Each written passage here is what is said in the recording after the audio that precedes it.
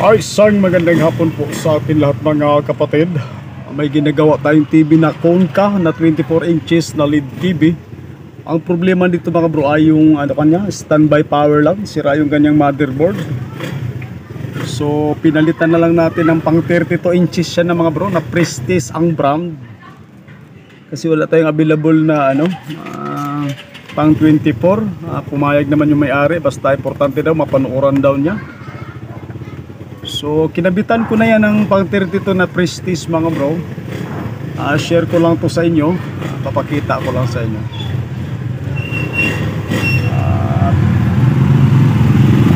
Plug in natin para makita nyo rin anong kalagayan niya ngayon.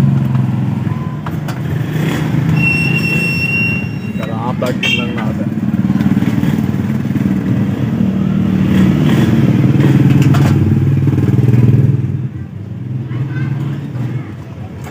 Lagyan natin yung ating TV. Yan.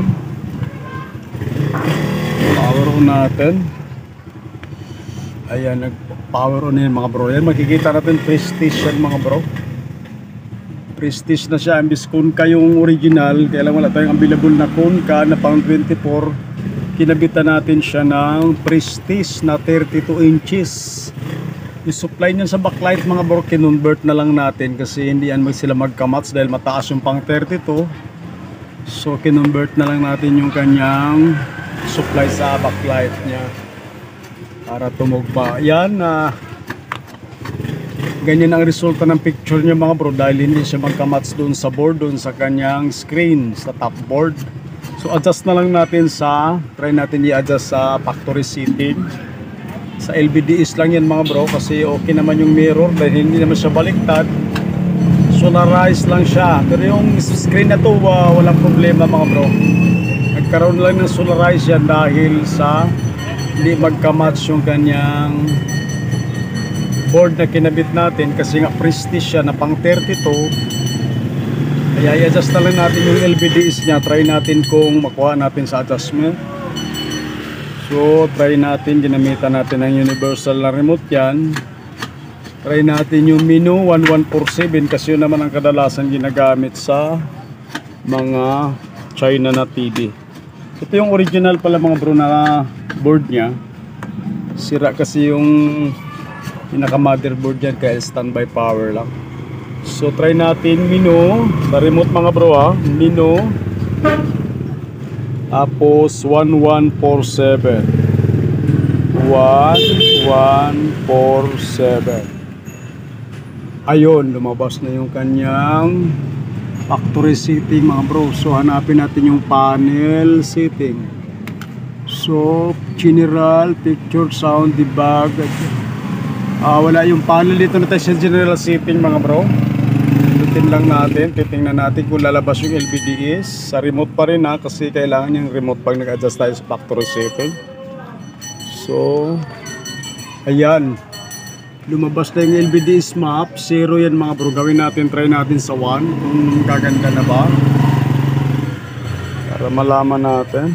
Try natin sa 1 kasi naka 0 yan ngayon, pangit ang picture. Try natin sa 1. Ayun, maganda na siya sa 1 mga bro.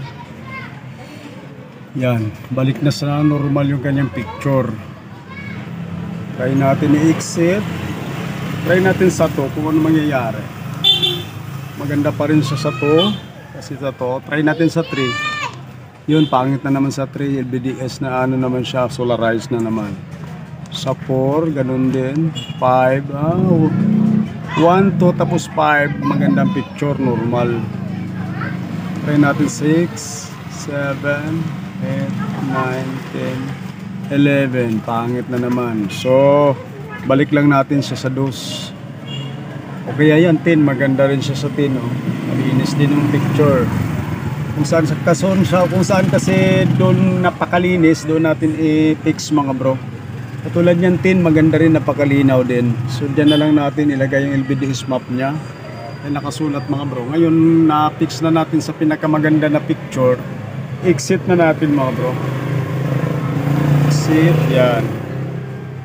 Tapos ilagay na rin natin Lagay na rin natin sa auto on para kahit kasi yung pindutan nito magkaiba, ilalagay ko na lang sa likod to. Lagay na rin natin sa automatic on. So balik tayo sa ano, Mino 11147. Ilagay natin sa auto on. Try natin ha. Mino 1147 para hindi ka na magpindot-pindot sa ano yung power switch niya, kasi ang gamit naman dito ay TV Plus daw, okay, for the box. Kaya kahit hindi na magpindot, para hindi na malito sila kasi iba na nga ang pindutan nito, kaya ilagay na natin sa auto on. So sana ba yon? General setting tayo uli. Ayan, ito yung mga bro, power. Share ko lang to sa mga baguhan at saka sa mga ating mga mahal na kababayan. Ayun, nakauna pala ito. Ayan, nakauna pala siya mga bro.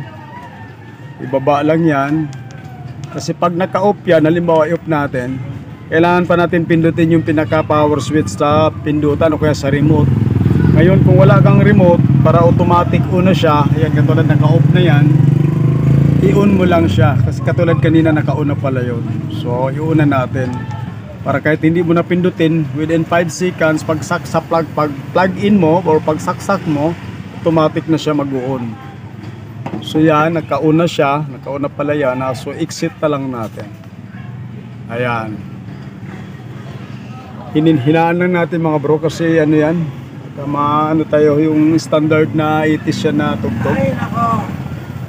So yan, so bunutin natin kasi naka-auto on yan mga bro. Pakita ko lang sa inyo, kahit hindi mo na siya pindutin, basta naka-automatic on na siya, within 5 seconds or 6 seconds automatic mag-on na siya ng kusa. So ipa-plug in ko, hindi natin pipindutin yung pinaka power switch, hayaan lang natin siya. Bilang tayo 1 2 3 4 5 nga, 5 seconds yun, lumabas na si Prestige. Yan ang pinaka-technique dyan, lalo na pag ano, para hindi ka na magpindot-pindot, automatic on na lang.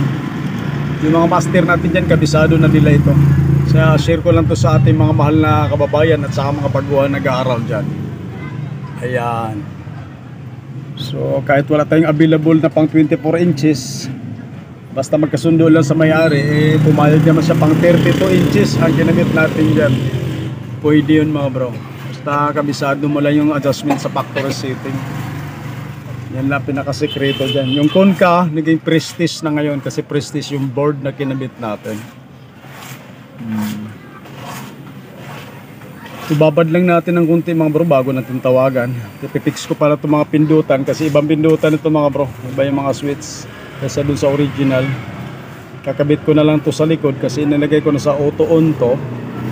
Tapos yung pinaka sensor na to ano lang natin sa pinakagilid para kung sakaling may remote siya, magagamit pa rin.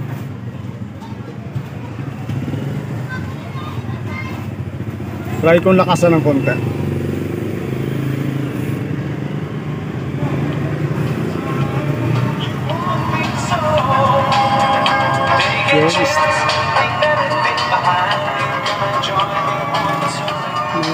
Baka makapirahe tayo. Zero volume muna natin.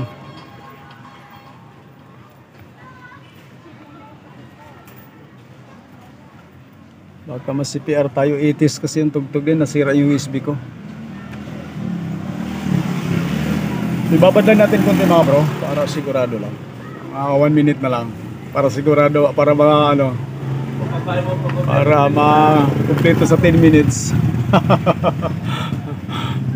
Ano pa naman natin, tanong ko pala pa sa mga datihan na nasa YouTube natin ng mga mahal nating kapatid, bakit kaya umaatras yung ano natin dyan, yung nakasulat na ano, yung sa akin lang, hindi naman sa inyo, yung sa akin, umaatras yung dollar na ano nakalagay, imbes abante, umaatras but maganda pa yung chat sa natugtog, umaatras abante, yung sa akin umaatras.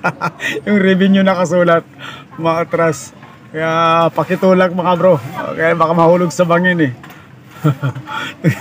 Dati nakikita ko kasi na napapansin ko umaatras kaya baka pwedeng pakitulak. Pakitulak yun ang ano natin o kaya pakikalso para sabi mga nila, pakikalso baka mahulog sa bangin. So okay na to mga bro ha. Maraming salamat. Para hindi na ganong umaba ng ating video. Maraming salamat sa inyong panonood at sa palagi nyo suporta sa ating mga ina-upload na video mga bro. Magandang hapon at maraming salamat po muli. At magandang hapon po uli sa ating lahat.